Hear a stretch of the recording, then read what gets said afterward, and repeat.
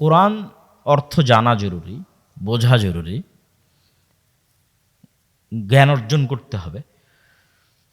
শুধু সাউন্ডের মধ্যে সীমাবদ্ধ থাকলে হবে না, কেননা কোরআনের শিক্ষাও তার মজেজা।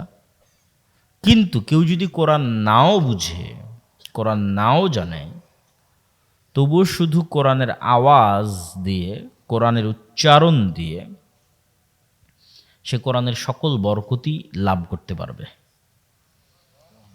কোরআনের সকল বরকত, সকল রহমত তার জীবনে, তার ব্যবসা বাণিজ্যে, তার বাড়িতে, সকল ক্ষেত্রে শুধু এই আওয়াজ দিয়েও উপকার লাভ করা সম্ভব। তাহলে আমরা বলছিলাম জিকির, সর্বশ্রেষ্ঠ জিকির তাহলে কোরআন। সর্বশ্রেষ্ঠ জিকির তাহলে কি? কোরআন। আশা করি বুঝে গেছেন যে সর্বশ্রেষ্ঠ জিকির কোরআন। এবার আসি জিকির দোয়ার চেয়েও শ্রেষ্ঠ। দোয়া করাও ইবাদত, কিন্তু দোয়া করার চেয়েও শ্রেষ্ঠ ইবাদত হচ্ছে জিকির। কারণ হচ্ছে যে এই প্যান্ডেলের, এই আসমান জমিনের, এই গাছপালার, এই জীবজন্তুর আল্লাহর কাছে কোনো চাওয়া আছে? আল্লাহর কাছে কোনো চাওয়া নেই। ফেরেশতাদের আল্লাহর কাছে কোনো চাওয়া আছে? নাই। ফেরেশতারা যদি দোয়া করে তাও এটা মুমিন মুসলমানদের জন্য দোয়া করে, ওদের নিজেদের জন্য কোনো চাওয়া নেই। না টাকা পয়সার দরকার, না খাবার দাবারের দরকার, না কোনো অসুখ বিসুখ, চাওয়া নাই। তাহলে ফেরেশতাদের ইবাদত এবং আশেপাশের সকল সৃষ্টিজীবের ইবাদত আসলে জিকির, তাসবিহ। আর আমরা মানুষেরা জিকিরও করি, দোয়াও করি। দোয়ার চেয়ে জিকির কেন শ্রেষ্ঠ? দোয়ার মধ্যে মানুষের নিজের স্বার্থ বেশি আছে। আল্লাহ আমাকে এটা দাও, আল্লাহ আমার এটা দরকার, আল্লাহ আমার ওইটা দরকার। আর যখন আপনি জিকির করছেন তখন এটা নিঃস্বার্থ আল্লাহর জন্য। আল্লাহু আকবার এই কথার মধ্যে কোনো চাওয়া আছে? নাই। সুবহানাল্লাহ এই কথার মধ্যে কোনো চাওয়া আছে? নাই। সুবহানাল্লাহি বিহামদিহি সুবহানাল্লাহিল আযীম এর মধ্যে কিছু চাওয়া আছে? লা ইলাহা ইল্লাল্লাহ এর মধ্যে কিছু চাওয়া আছে? লা ইলাহা ইল্লাল্লাহু ওয়াহদাহু লা শারীকা লাহু লাহুল মুলকু ওয়া লাহুল হামদু ওয়া হুয়া আলা কুল্লি শাইইন কাদির এর মধ্যে কোনো চাওয়া আছে? লা হাওলা ওয়ালা কুওয়াতা ইল্লা বিল্লাহ এর মধ্যে কোনো চাওয়া আছে? নাই। এগুলো নিঃস্বার্থ আল্লাহর বড়ত্ব, আল্লাহর মহত্ব, আল্লাহর পবিত্রতা, আল্লাহর গুণাবলী। আর এটাই ফেরেশতাদের ইবাদত, এটাই আশেপাশের সব জীবজন্তু, গাছপালা, কীট পতঙ্গ, জমিন, প্যান্ডেল, কাপড় চোপড়, বাড়ি ঘর সবার ইবাদত, সূর্য নক্ষত্র সবার ইবাদত। তাসবিহ, আল্লাহর পবিত্রতা, আল্লাহর বড়ত্ব, আল্লাহর মহত্ব। এবং কেউ যদি আল্লাহ সুবহানাহু ওয়া তাআলার বড়ত্ব, মহত্ব, তাসবিহ, জিকির পাঠে অভ্যস্ত হয়, তাহলে দোয়াকারী দোয়া করে যা পাবে জিকিরকারী তার চেয়ে বেশি পাবে। বিস্তারিত এগুলো যা বলছে প্রত্যেকটা কথার পিছনে দলিল আছে। সবগুলো দলিল আল্লাহর পথে যাত্রা যে বইটা আছে এই বইটাতে তুলে ধরা আছে। আমাদের সবসময় সাথে ড্রাইভার থাকে, গাড়ি থাকে, তখন বইগুলো আনা যায়। যেহেতু আমাদের গাড়ি অ্যাক্সিডেন্ট হওয়াতে ভাড়া গাড়িতে এসেছে, এই জন্য আজকে বই পুস্তক নাই। তবে এই বইটা অবশ্যই সংগ্রহ করতে হবে। মাসিক আল ইতিসাম সংগ্রহ করতে হবে। আল্লাহর পথে যাত্রা এই বইটা সব মসজিদ, মাদ্রাসা, স্কুল, কলেজ, ইউনিভার্সিটি, মক্তব সব জায়গায় সাপ্তাহিক একদিন হলেও পাঠচক্রের মাধ্যমে 1 পৃষ্ঠা 2 পৃষ্ঠা করে হলেও পড়তে হবে। আল্লাহর পথে যাত্রা আজকের যা আলোচনা করছি সব ওখানে আছে, আরও বিস্তারিত, আরও ইন ডিটেলস, আরও দলিল সহ। আমি শুধু সারমর্ম বলতেছি, তাও পুরো বইয়ের একটা অধ্যায়ের আলোচনার সারমর্ম বলতেছি, সব অধ্যায়ের নয়। জিকির। আল্লাহ সুবহানাহু ওয়া তাআলা মূসা আলাইহিস সালাতু ওয়াস সালামকে মুজিজার লাঠি দিলেন, হাত দিলেন, যেই হাত বগলের মধ্যে থেকে বের হলে জলজল করবে। জিহ্বায় তোতলামি ছিল, সেই তোতলামি ভালো করে দিলেন। ভাইকে সাথে দরকার ছিল, ভাইকে সাথে দিয়ে দিলেন। সব কিছু দেওয়ার পর আল্লাহ সুবহানাহু ওয়া তাআলা বলতেছেন, ওয়ালা তানিয়া ফি জিক্রি, তুমি আমাকে স্মরণ করতে ভুলিও না। তো আল্লাহ সুবহানাহু তাআলা যে স্মরণ করতে ভুলতে নিষেধ করলেন, এর কারণটা কি? এর কারণ হচ্ছে, কল্পনা করেন যে মুহাম্মদ সাল্লাল্লাহু আলাইহি ওয়াসাল্লাম 1 সপ্তাহ যাবৎ সালাত আদায় করেনি, আল্লাহ সুবহানাহু ওয়া তাআলাকে স্মরণ করেনি।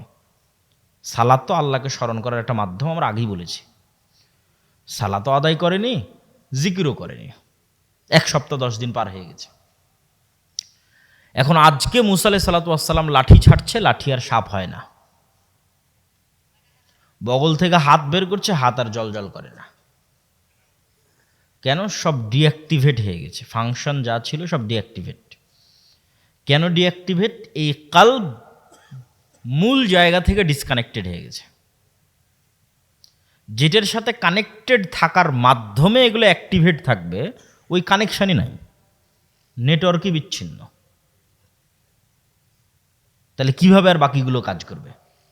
বাকিগুলো তো কাজ করবে না। বাকি ফাংশনগুলো তখনই অ্যাক্টিভেট থাকবে যখন মুসা আলাইহিস সালামের নিজের কালব আল্লাহ সুবহানাহু ওয়া তাআলার সাথে সালাত এবং জিকিরের মাধ্যমে কানেক্টেড থাকবে। আল্লাহু আকবার। এটা আল্লাহ কোরআনে বলেছে, ওয়ালা তানিয়া ফি জিক্রি, যে সব ঠিক থাকবে যদি তুমি আমার সাথে সম্পৃক্ত থাকো। আমার সাথে সম্পর্ক নাই তো আর কোনো কিছুর কোনো বেল নাই, কোনো দাম নাই। মুসা আলাইহিস সালাতু ওয়াস সালাম এর মতো নবীর ক্ষেত্রে জিকির, আল্লাহ সুবহানাহু ওয়া তাআলার সাথে কানেক্টেড থাকার এত গুরুত্ব। জিকির এবং সালাত, এই দুই আলোচনার প্রথম অংশ জিকির।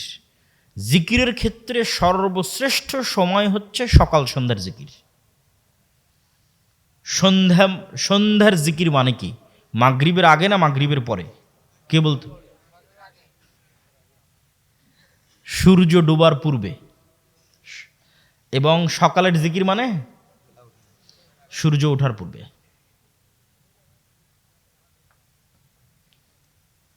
আল্লাহ সুবহানাহু ওয়া তাআলা কোরআন মাজিদে বলছেন, ক্বাবলা তুলুইশ শামসি ওয়া ক্বাবলা গুরুবিহা, সূর্য ওঠার পূর্বে, সূর্য ডুবার পূর্বে। স্পেশাল টাইম জিকিরের। এবং ভিন্ন ভিন্ন শব্দে আল্লাহ কোরআনে বলেছে, বিল আশি ওয়াল ইবকার, বিল গুদুবি ওয়াল আসাল, বুকরাতাও ওয়া আসিলা। এগুলো সব কোরআনের শব্দ। আর প্রত্যেকটাতেই বলা হচ্ছে তোমরা সকালে সন্ধ্যায় জিকির করো, সকালে সন্ধ্যায় জিকির করো, সকালে সন্ধ্যায় তাসবিহ পাঠ করো, সকালে সন্ধ্যায় তাসবিহ পাঠ করো। জাকারিয়া আলাইহিস সালাতু ওয়াস সালাম কুল্লামা দাখালা আলাইহা জাকারিয়াল মিহরাব ওয়াজাদা ইনদাহা রিজকা ক্বালা ইয়া মারইয়ামু আন্না লাকি হাযা ক্বালাত হিয়া মিন ইনদিল্লাহ ইন্নাল্লাহা ইয়ারযুকু মান ইয়াশা বিগাইরি হিসাব। যখনই জাকারিয়া আলাইহিস সালাতু ওয়াস সালাম মারিয়ামের নিকটে যান, দেখেন যে অসময়ের ফলমূল, অসময়ের রিজিক। বলেন, মারিয়াম এগুলো সব কোথায় থেকে এসেছে? বললেন, আল্লাহর পক্ষ থেকে এসেছে। আল্লাহ যাকে ইচ্ছা তাকে বেহিসাব রিজিক দান করতে পারেন। হুনালিকা দাআ জাকারিয়া রাব্বাহ, ওখানেই জাকারিয়া আলাইহিস সালাতু ওয়াস সালাম সালাতে দাঁড়িয়ে গেলেন আল্লাহকে এটা বলতে যে, আল্লাহ, আমার যদি এরকম একটা সন্তান হতো। আমি তো বৃদ্ধ, স্ত্রী তো বন্ধে, কিন্তু মনের স্বাদ। আল্লাহ সুবহানাহু ওয়া তাআলা সাথে সাথে তাকে সুসংবাদ দিলেন যে তোমার সন্তান হবে, তার নাম ইয়াহিয়া। তখন আল্লাহ সুবহানাহু ওয়া তাআলাকে জাকারিয়া আলাইহিস সালাতু ওয়াস সালাম বলতেছেন যে তার বিশ্বাস হয় না, কিভাবে সন্তান হবে, আলামত বলেন। আয়াতুহা আল্লা তুকাল্লিমান নাসা, তোমার যে সন্তান হবে এটার আলামত হচ্ছে, চিহ্ন হচ্ছে মুখ বন্ধ, কোনো মানুষের সাথে কোনো কথা নাই। এটা একটা সিয়াম, এটা একটা রোজা। আমরা 3 নাম্বার আলোচনা করব, সিয়াম বা রোজা, বিরত থাকা। মারিয়াম আলাইহিস সালাতু ওয়াস সালাম যখন ঈসা আলাইহিস সালাতু ওয়াস সালামকে কোলে করে লোকালয়ে আসলেন, মানুষজন ওনাকে জিজ্ঞেস করছে, ছেলে কিভাবে হলো?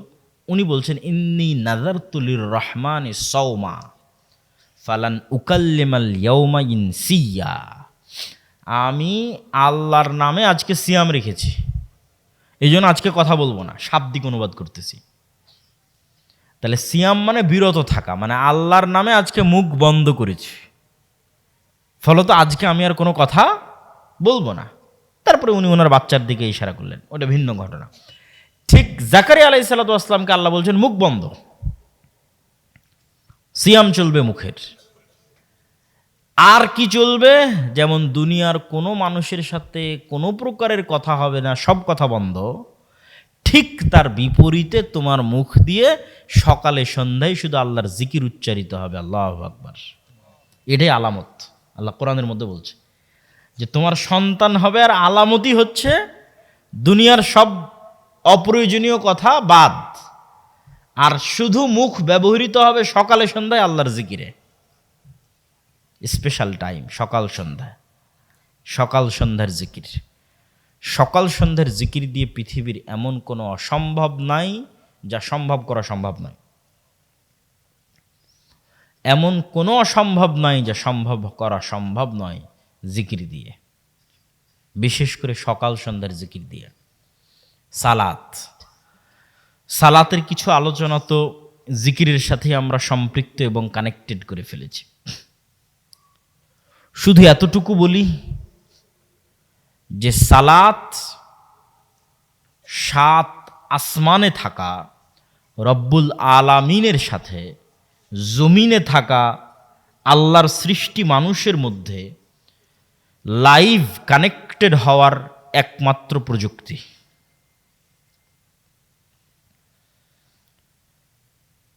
যে আপনি আছেন জমিনে আর আল্লাহ সুবহানাহু তাআলা আছেন আরশে। কত লক্ষ কত কোটি কিলোমিটার কেউ জানে না। এক মহাশূন্য, এক আসমানের নিচে, যেটাই বিজ্ঞানীরা বের করতে পারেনি, এভাবে সাত আসমান। তাহলে সাত আসমানে থাকা রব্বুল আলামিনের সাথে জমিনে থাকা এক ক্ষুদ্র সৃষ্টিজীব লাইভ কানেক্টেড হবে। তার একমাত্র প্রযুক্তির নাম কি? একটু জোরে বলেন তো কি? সালাত। একমাত্র প্রযুক্তি। ওই নির্ধারিত টাইমে, নির্ধারিত সময়ে, নির্ধারিত ফরম্যাটে, নির্ধারিত অবস্থায় যদি কেউ দাঁড়িয়ে যায়, আর ওর চক্ষু যদি সিজদার দৃষ্টিতে থাকে, অন্তরে যদি দুনিয়ার কোনো কথা না থাকে, আল্লাহর সাথে কানেক্টেড থাকে, তাহলে আল্লাহ সুবহানাহু তাআলাও নূরের পর্দা সরিয়ে বান্দার সাথে লাইভ মুখোমুখি হয়ে যান। এখন বান্দা যা বলবে আল্লাহ সুবহানাহু তাআলা তা শুনবেন। এই জন্য মুহাম্মদ সাল্লাল্লাহু আলাইহি ওয়াসাল্লাম যে কোনো সমস্যায় আগে সালাত। কেন? আগে যোগাযোগ তৈরি করতে হবে কার সাথে? আগে তো আল্লাহকে বলতে হবে। তাহলে আমরা যেমন এখন যে কোনো বিপদে পড়লে ফোন উঠিয়ে ফেলি, একে ফোন দেবো, ওকে ফোন দেবো, ওকে ফোন দেবো, কেন? ফোনের মাধ্যমে তো আপনি লাইভ কানেক্টেড হয়ে যাচ্ছেন, হোয়াটসঅ্যাপ কল দিয়ে লাইভ চলে যাচ্ছেন, ফেসবুকে দিয়ে লাইভ চলে যাচ্ছেন, সরাসরি মানুষের সাথে কানেক্টেড হয়ে যাচ্ছেন। এর চাইতে লক্ষ কোটি গুণ, হাজারো গুণ শ্রেষ্ঠ প্রযুক্তি হচ্ছে সালাত, যেটা জমিনে বসে রব্বুল আলামিন আরশের উপরে থাকা রব্বুল আলামিনের সাথে কানেকশন তৈরি হবে। পৃথিবীর কেউ দিতে পারবে না আপনাকে। পৃথিবীর কারো কাছে এই বুদ্ধিও নাই, কারো কাছে এই রাস্তাও নাই, কারো কাছে এই ফরম্যাট জানাও নাই। এটা একমাত্র আল্লাহর ওহির মাধ্যমে, নবীদের মাধ্যমে, এগুলো গায়েবে থাকা ফরম্যাট, এগুলো লাউহে মাহফুজে থাকা ফরম্যাট, যেটা নবীদের মাধ্যমে, জিবরাইলের মাধ্যমে পৃথিবীতে এসেছে। ওই জন্য রাসূল সাল্লাল্লাহু আলাইহি সাল্লাম সূর্যগ্রহণে সালাত, চন্দ্রগ্রহণে সালাত, বৃষ্টি প্রার্থনায় সালাত, জানাজায় সালাত, এছাড়া যে কোনো বিপদ আপদে তিনি সাথে সাথে সালাতে দাঁড়িয়ে যেতেন। যে কোনো, আপনিও এইটার ফল পাবেন। পৃথিবীর যে কোনো সমস্যা আজ থেকে আপনি চিন্তা করে নিতে পারেন যে আপনি পৃথিবীর যে কোনো প্রবলেম, যে কোনো সমস্যার মুখোমুখি হয়ে সবার আগে অভ্যাস করে নেবেন, সবার আগে সাথে সাথে গায়েবে নির্ধারিত ফরম্যাট, লাউহে মাহফুজে নির্ধারিত ফরম্যাট, অজু। এই জন্য অজুর কোনো কারণ না বুঝলেও ওটাই করতে হবে, কেন ওটা ওভাবে গায়েবে নির্ধারিত আছে, লাউহে মাহফুজের সাথে মিলতে হবে আপনার অজুকে। অজু করে আপনি সালাতে দাঁড়িয়ে যাবেন। সালাতে দাঁড়িয়ে কি আল্লাহ সুবহানাহু ওয়া তাআলাকে যা বলার বলবেন। তারপরে আপনি অপেক্ষা করবেন ফলাফলের, যে আপনি যে সমস্যায় পড়েছেন, যে বিপদে পড়েছেন, সেটিতে আল্লাহ সুবহানাহু ওয়া তাআলা আপনাকে কতটুকু সহযোগিতা করতেছে। আশা করি ইনশাআল্লাহ অবশ্যই উপকার পাবেন। সালাত, সালাত পৃথিবীতে থাকা এক ব্যতিক্রমধর্মী ইবাদতের নাম, এক ব্যতিক্রমধর্মী উপায় এবং মাধ্যমের নাম, যার মাধ্যমে আসমান থেকে আল্লাহ সুবহানাহু ওয়া তাআলার সহযোগিতা নেমে আসে। বিশেষ করে রাতের সালাত, বিশেষ করে রাতের 1/3, 1/2 অতিক্রম হয়ে গিয়ে যখন রাতের শেষ ভাগ, তখন রাতের শেষ ভাগের সালাত রাসূলুল্লাহ সাল্লাল্লাহু আলাইহি ওয়াসাল্লামকে আল্লাহ সুবহানাহু ওয়া তাআলা বলছেন, ফাতাহাজ্জাদ বিহি নাফিলাতাল লাক আসা আন ইয়াবআসাকা রাব্বুকা মাকামাম মাহমুদা। হে মুহাম্মদ সাল্লাল্লাহু আলাইহি ওয়াসাল্লাম, আল্লাহ আপনাকে মাকামাম মাহমুদ দিতে চাই, সর্বশ্রেষ্ঠ স্থান দিতে চাই কিয়ামতে। এই সর্বশ্রেষ্ঠ স্থান পাওয়ার সিক্রেট হচ্ছে আপনাকে রাতের সালাত আদায় করতে হবে। বদরের যুদ্ধের আগের রাতে মুহাম্মদ সাল্লাল্লাহু আলাইহি ওয়াসাল্লাম রাতের সালাতে দাঁড়িয়ে আছেন, লম্বা রাতের সালাত। আবু বকর রাদিয়াল্লাহু তাআলা আনহু ক্লান্ত হয়ে মুহাম্মদ সাল্লাল্লাহু আলাইহি সাল্লামকে বলছেন, কাফাকা মুনাশাদাতাকা রব্বাক। আরে আপনি তো নবী, এত রাতের সালাত লম্বা আদায় করা লাগে?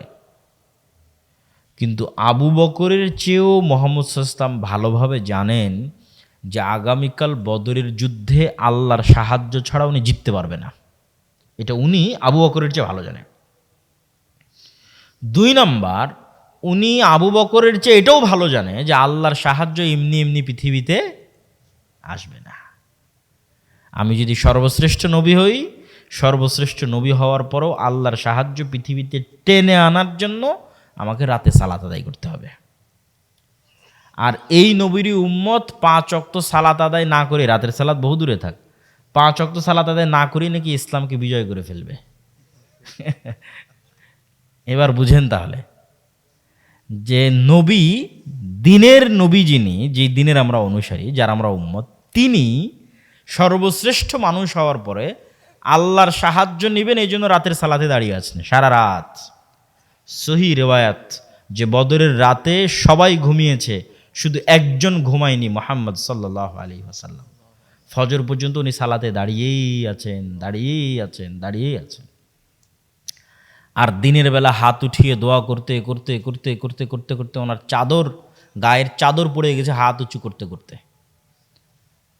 তো উনি নবী হওয়ার পরে এবং সর্বশ্রেষ্ঠ মানুষ হওয়ার পরে আল্লাহর সাহায্য নিবেন, এই জন্য রাতের সালাতে দাঁড়িয়ে আছেন। আর আমরা ইসলামকে বিজয় করে ফেলবো 5 ওয়াক্ত সালাত আদায় না করেই, এটা কোনো মতেই সম্ভব নয়। সালাত, 5 ওয়াক্ত সালাত ছাড়া আপনি আল্লাহ সুবহানাহু ওয়া তাআলার গণনার মধ্যেই আসবেন না। এখানে বিজয়, আন্দোলন, বিপ্লব এগুলোর কোনো অর্থ নাই। তাহলে ইসলাম প্রতিষ্ঠা করতে হলে শুরুই করতে হবে মসজিদ দিয়ে, শুরুই করতে হবে সালাত দিয়ে। তারপরে তখন আস্তে আস্তে অন্যদিকে আগাবে। কেননা আপনি পৃথিবীর সকল গুনাহ থেকে বিরত যদি থাকতে চান, তার সহজ বুদ্ধি, ইয়াং জেনারেশন থেকে শুরু করে যে কেউ, যে আমি এই নেশায় আসক্ত, এই গুনাহে আসক্ত, এইটা ছাড়তে পারছি না, ওইটা ছাড়তে পারছি না, সব গুনাহ থেকে মুক্ত হতে পারবেন যদি 5 ওয়াক্ত সালাত জামাতে আদায় করতে পারেন। কেন বললাম? কেন আপনি অন্য গুনাহ করতেছেন, তার কারণ হচ্ছে আপনার নাফস আপনার কন্ট্রোলে নাই, এই জন্যই তো গুনাহ করতেছেন।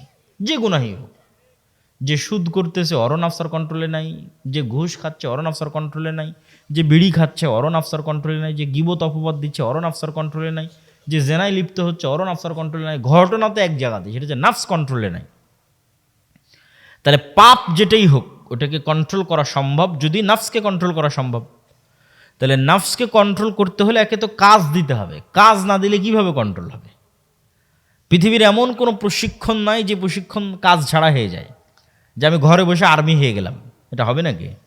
ঘরে বসে পুলিশ হয়ে গেলাম, এটা হবে নাকি? দৌড়াতে হবে। কাজ করলে, ট্রেনিং নিলে তাহলে ও কাজের উপযুক্ত হবে। তাহলে এখন আমি চাচ্ছি যে আমার নাফসকে আমি কন্ট্রোল করতে চাই, কেন আমি অসংখ্য গুনাহে লিপ্ত। তাহলে একে কাজ না দিলে কি কন্ট্রোলে আসবে? কাজ না দিলে কন্ট্রোলে আসবে না। তো অলস, অলস যদি পড়ে থাকে তো শয়তানের ঘর, শয়তানের আড্ডাখানা, কারখানা। তাহলে একে এখন কাজ দিতে হবে। তাহলে এর প্রথম কাজ হচ্ছে যে কোনো মূল্যে একে 5 ওয়াক্ত সালাত আদায় করতে বাধ্য করতে হবে, মেরে পিটিয়ে, এট এনি কস্ট। যতক্ষণ মানুষ তার নিজের নফসকে 5 ওয়াক্ত সালাত আদায় বাধ্য করতে না পেরেছে, ততক্ষণ আরো কোনো গুনাহ থেকে বিরত থাকতে পারবে না, যে গুনাহই হোক পৃথিবীর। আর নফসকে যখন মানুষ একবার বাধ্য করে ফেলবে যে না, তোকে সালাত আদায় করতেই হবে এবং জামাতে মসজিদে সালাত আদায় করতে হবে, তাহলে অন্তত কি হলো, নফসটা কন্ট্রোলে চলে আসলো। এখন কন্ট্রোলে যখন চলে আসবে, তখন আর যে কোনো গুনাহ, ওই গুনাহের ধরন কেমন হবে আপনাকে বলি। নফস কন্ট্রোলে আসার আগে গুনাহের ধরন ছিল এমন, মন চাইলো সিগারেট ধরিয়ে ফেললেন, কেন নফস তো কন্ট্রোলে নাই। এবার যখন অন্তত একটানা 40 দিন যদি আপনি আপনার নফসকে বাধ্য করেন যে আমি একটানা 40 দিন 5 ওয়াক্ত সালাত জামাতে আদায় করবো তাকবীরে তাহরিমার সাথে, সাকসেসফুলি একটা কোর্স কমপ্লিট করেছেন, একটা ডোজ কমপ্লিট করেছেন সাকসেসফুলি, একটানা 40 দিন। এই 40 দিনের পর যখন আপনি সিগারেট বা বিড়ি ধরাতে যাবেন, তখন অন্তত 10 বার আপনি চিন্তা করার সুযোগ পাবেন যে খাবো না খাবো না। এই চিন্তা করার সুযোগটা এতদিন ছিল না। কেননা এতদিনই নফসের উপর আপনার কন্ট্রোল ছিল না, এটা ছিল শয়তানের গোলাম। এই 40 দিনের পর এখন আপনি যে গুনাহই যান না কেন, চিন্তা করার সুযোগ পাবেন। চিন্তা করার পর আপনি করলেন, সেটা ভিন্ন বিষয়, কিন্তু আপনার নফসের উপর আপনার কন্ট্রোল ফিরে এসেছে। এই জন্য পৃথিবীর সকল গুনাহ থেকে মুক্ত হওয়ার সিক্রেট হচ্ছে 5 ওয়াক্ত সালাত। 5 ওয়াক্ত সালাত আদায় করতেই হবে। 5 ওয়াক্ত সালাত ছাড়া উম্মতে মুহাম্মাদির বাঁচার কোনো রাস্তা নাই। আর বড় মহৎ কিছু করতে চাইলে, বিশাল বিজয় অর্জন করতে চাইলে, যেমন মুহাম্মদ সাল্লাল্লাহু আলাইহি ওয়াসাল্লামকে আল্লাহ শর্ত দিয়েছে মাকাম মাহমুদ, লাগবে রাতের সালাত, এরকম উম্মতে মুহাম্মাদি বিশাল কোনো বিজয় অর্জন করতে চায়, রাতের সালাত লাগবে। সাহাবীরা 5 ওয়াক্ত সালাতের পরেও রাতের সালাতে অভ্যাসী ছিলেন। রাতের সালাতের পরেও তারা কোরআন তেলাওয়াতে, সালাতের পরেও তারা কোরআন তেলাওয়াতে অভ্যাসী ছিলেন। সম্মানিত উপস্থিতি, আমরা আমাদের বক্তব্যের তৃতীয় পয়েন্ট, সিয়াম। আজকে সিয়াম বাছাই করতাম না, শুধু একটা কারণে বাছাই করেছি, আগামীকাল অথবা পরশুদিন থেকে শাবান মাস শুরু হচ্ছে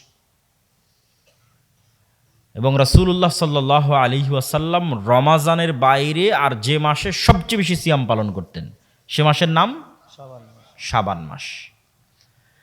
শাবান মাসে রাসূল সাল্লাল্লাহু আলাইহি ওয়াসাল্লাম সবচেয়ে বেশি সিয়াম পালন করতেন। এর কারণ হচ্ছে তিনি সপ্তাহে যে 2 দিন সিয়াম পালন করতেন, এই 2 দিন সিয়ামের কারণ হচ্ছে এই 2 দিনে সাপ্তাহিক আমল আল্লাহ সুবহানাহু ওয়া তাআলার দরবারে তুলে ধরা হতো। আর শাবান মাসে সারা বছরের আমল আল্লাহ সুবহানাহু ওয়া তাআলার নিকটে তুলে ধরা হয়। এই জন্য তিনি চাইতেন যে যখন আমার আমল আল্লাহ সুবহানাহু ওয়া তাআলার নিকটে তুলে ধরা হবে, তখন যেন আমি অন্তত সিয়াম অবস্থায় থাকি। এই জন্য আয়েশা রাদিয়াল্লাহু তাআলা আনহা বলছে, আব্দুল্লাহ বিন আব্বাস বলছে যে আল্লাহর নবী কোনো মাসে পূর্ণ সিয়াম রাখেনি, শুধু 1 মাস রমাজান। আর কোনো মাসে পূর্ণ সিয়াম রাখেনি, মনে রাখেন, শুধু রমাজানে পূর্ণ সিয়াম রেখেছে। মানে শাবানেও পূর্ণ সিয়াম রাখা যাবে না, জায়েজ নয়। এটা আয়েশা রাদিয়াল্লাহু তাআলা স্পষ্ট হাদিস, আব্দুল্লাহ বিন আব্বাসের স্পষ্ট হাদিস যে কোনো মাসে পূর্ণ সিয়াম রাখেননি, শুধু একটা মাস পূর্ণ সিয়াম রেখেছেন, রমাজান। আর রমাজানের পরে সবচেয়ে বেশি সিয়াম রেখেছেন যে মাসে, সেটা শাবান মাস। তাহলে শাবান মাসে সবচেয়ে বেশি সিয়াম হবে, কিন্তু পূর্ণ নয়। লা তুকদ্দিমু রমাদান বিয়াউমিন আও ইয়াউমাইনি। শাবান মাসে সিয়াম রাখতে রাখতে রাখতে রাখতে রমজানের সাথে মিলিয়ে দেওয়া যাবে না, বাধ্যতামূলক রমাজানের 1-2 দিন আগে গ্যাপ দিতে হবে শাবানের সিয়ামের। সিয়াম আল্লাহ সুবহানাহু তাআলার নিকটে প্রিয় কেন? সিয়াম গুনাহের কাফফারা। আপনি দেখেন, যত গুনাহ আমরা দুনিয়াতে, আল্লাহ যত গুনাহের কাফফারা নেওয়ার ব্যবস্থা করে দিয়েছে দুনিয়াতে, প্রত্যেক গুনাহের কাফফারা 1 নম্বরে শুরু হয় টাকা দিয়ে, আর 2 নম্বরে শেষ হয় সিয়াম দিয়ে। আপনি মিলিয়ে নিন আমার কথাকে। কোরআন পড়েন, হাদিস পড়েন, যেখানে যাবেন শুরু হবে টাকা দিয়ে, শেষ হবে সিয়াম দিয়ে। যেমন রমাজান মাসে কেউ দিনের বেলা স্ত্রীর কাছে গেছে, সাংসারিক জীবনে গুনাহ, আল্লাহ বলছেন এই গুনাহের কাফফারা কি? টাকা দিয়ে গোলাম আজাদ করো। বলছে আল্লাহ আমার তো এত টাকা নাই। 60 জন মিসকিনকে খাওয়াও, আল্লাহ আমার তো এত টাকা নাই। তাহলে একটানা 60 দিন সিয়াম রাখো, তাহলে গুনাহের কাফফারা শেষে এসে কোথায় ঠেকলো? সিয়ামে। কেউ কসম করেছে, দিয়ে কসম ভঙ্গ করে দিয়েছে, মিথ্যা কসম করেছে, শাস্তি শুরু হবে টাকা দিয়ে, শেষ হয়েছে সিয়াম দিয়ে, যে 3 দিন সিয়াম পালন করো। হজ এবং ওমরার মধ্যে কোনো একটা ইবাদতের ত্রুটি হয়ে গেছে, ছুটে গেছে, ভুলে গেছে, শুরু হবে দুম্বা খাসি কুরবানি করার মাধ্যমে, শেষ হবে সিয়াম রাখার মাধ্যমে। 10 দিন সিয়াম রাখো, 3 দিন হজ অবস্থায়, 7 দিন বাড়িতে এসে। ভুলবশত কাউকে হত্যা করে ফেলেছে, দিয়াত, জরিমানা প্রথম শুরু হবে টাকা দিয়ে, দিয়াত, টাকা জরিমানা দাও। ভুলবশত মানুষকে হত্যা করেছে, টাকা নাই, গরিব মানুষ কি করবে? এবার গুনাহের কাফফারা হবে সিয়াম দিয়ে। তাহলে দুনিয়াতেই গুনাহের কাফফারার ব্যবস্থা আল্লাহ করে দেওয়ার একটা মাধ্যম করেছেন, তার নাম কি? সিয়াম। তাহলে সিয়াম দিয়ে গুনাহ মিটে যায়, বলেন আল্লাহু আকবার। সিয়াম গুনাহ মিটে যাওয়ার একটা মাধ্যম, এটা আল্লাহই তৈরি করেছেন। রাসূলুল্লাহ সাল্লাল্লাহু আলাইহি ওয়াসাল্লাম বলেন, মান সামা ইয়াওমান ফি সাবিলিল্লাহ বা'আদাল্লাহু লাহু ওয়াজহাহু আনিন নারি 70 খরিফান। এক রিওয়ায়াতে আছে মিআত আম, আর এক রিওয়ায়াতে আছে বাইনাস সামাই ওয়াল আরজ। বলছে কেউ যদি একদিন আল্লাহর সন্তুষ্টির জন্য সিয়াম পালন করে, তাহলে তার এই চেহারাকে আল্লাহ জাহান্নামের আগুন থেকে দূরে সরিয়ে দিবেন। এক রিওয়ায়াতে 70 বছরের পথ, এক রিওয়ায়াতে 100 বছরের পথ, এক রিওয়ায়াতে আসমান আর জমিনের মধ্যে যে দূরত্ব আছে এই দূরত্ব সমপরিমাণ। তাহলে সিয়াম কি পরিমাণ গুরুত্বপূর্ণ ইবাদত। সিয়ামেরও সবচেয়ে বড় উপকারিতা হচ্ছে মানুষের নফসকে কন্ট্রোলে রাখতে সিয়াম সহযোগিতা করে। কিভাবে?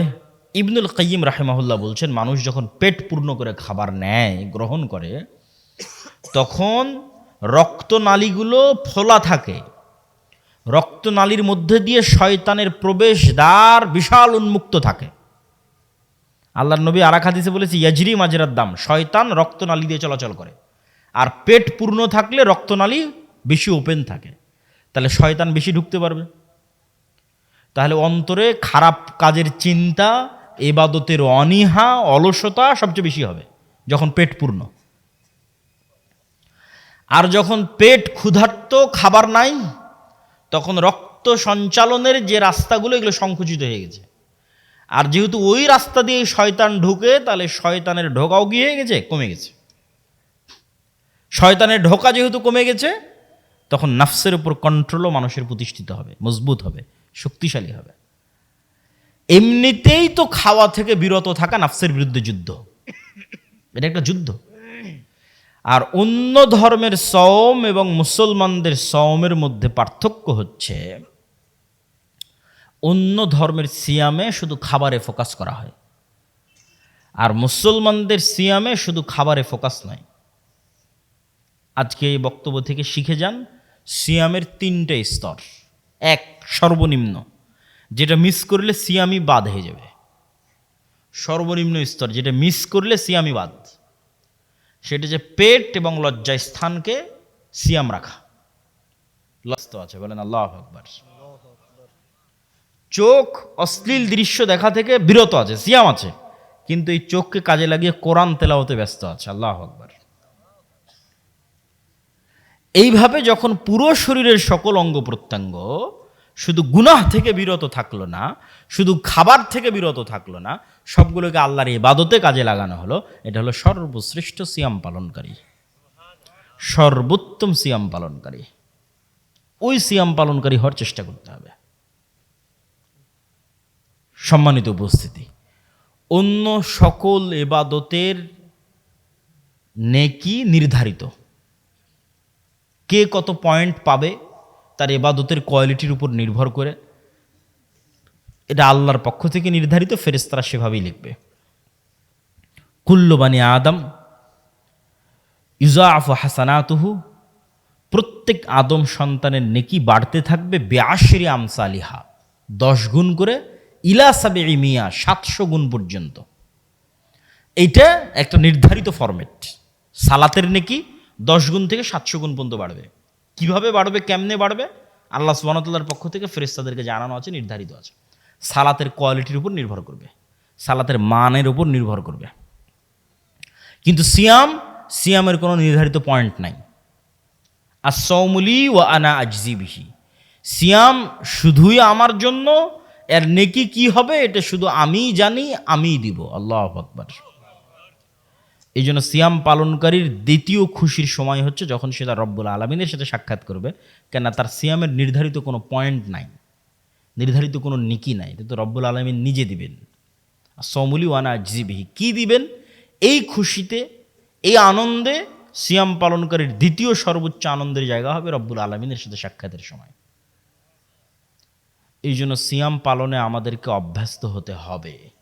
আর শাবান মাস রমাজানের প্রস্তুতি, শাবান মাসের নফল সিয়ামকে নিশ্চিত থাকেন যে যত গুরুত্ব দিবে, রমাজানের সিয়াম ওর কাছে তার চেয়ে বেশি গুরুত্বপূর্ণ তার কাছে।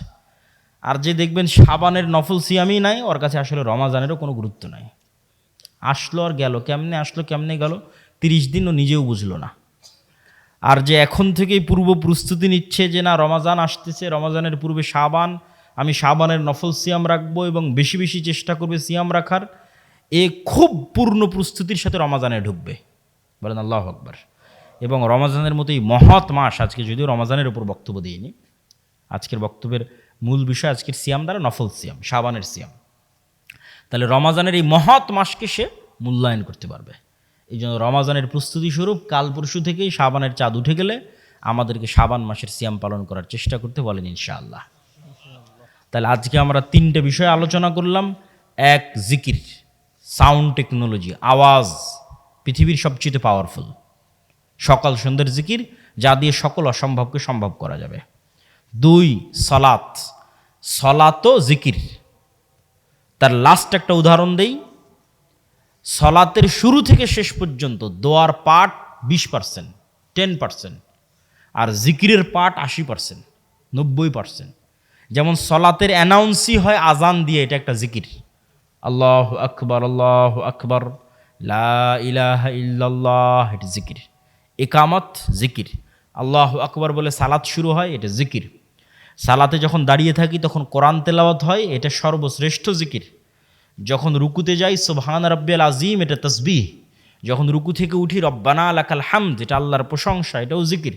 যখন আল্লাহু আকবার বলে সিজদায় যাই সুবহান রাব্বিয়াল আ'লা, ওটাও তাসবিহ। এভাবে পুরো সালাতের 80% পাঠ হচ্ছে আল্লাহর জিকির। সালাম ফিরার পূর্বে দোয়া করার সুযোগ পাওয়া যায়। তাহলে সালাতও জিকির। আসলে 24 ঘন্টা জিকির করা উচিত ছিল। আল্লাহ সুবহানাহু ওয়া তাআলা আমাদের উপর দয়া করে সর্বনিম্ন বাধ্য করেছেন কয়বার? 5 বার। এটা পূরণ না করলে আল্লাহ সুবহানাহু ওয়া তাআলার সাথে আমাদের কোনো সম্পর্ক নাই, আমাদের কোনো যোগাযোগ নাই। না আমরা মুসলমান, না আমরা মানুষ, না আল্লাহর বান্দা, না আল্লাহ সুবহানাহু ওয়া তাআলা, আমরা কোথাও ভাগাড়ে পড়ে মরে গেলাম, না পুকুরে পড়ে মরে গেলাম, না আমি ক্ষতিগ্রস্ত আছি, না কষ্টে আছি, না দুঃখে আছি, এর সাথে আল্লাহর কোনো লেনাদেনা নাই। সকল প্রকার যোগাযোগ এবং কানেকশন বিচ্ছিন্ন। 3 নাম্বার সিয়াম, আল্লাহ সুবহানাহু ওয়া তাআলার নিকটে সবচেয়ে প্রিয় ইবাদত, এটা আজকে আমরা যুক্ত করেছি সামনে শাবান মাস রেখে। আল্লাহ সুবহানাহু ওয়া তাআলা আমাদের আলোচনা থেকে শিখে সকাল সন্ধ্যার জিকির, 5 ওয়াক্ত সালাত, রাতের সালাত, নফল সিয়াম পালন করার তৌফিক দান করুক। আল্লাহুম্মা আমিন। ওয়া আখিরু দাওয়ানা আনিল হামদুলিল্লাহি রাব্বিল আলামিন। কোনো প্রশ্ন উত্তর থাকলে দিতে পারেন, আর ধীর স্থিরভাবে উঠে যাবেন। তবে বৈঠক শেষের দোয়াটা আমরা শেষে পড়ব, প্রশ্ন উত্তরের পরে বৈঠক শেষে দোয়া পড়ব। যারা উঠে যাচ্ছেন তারা নিজেরাই পড়েন। জনৈক বক্তা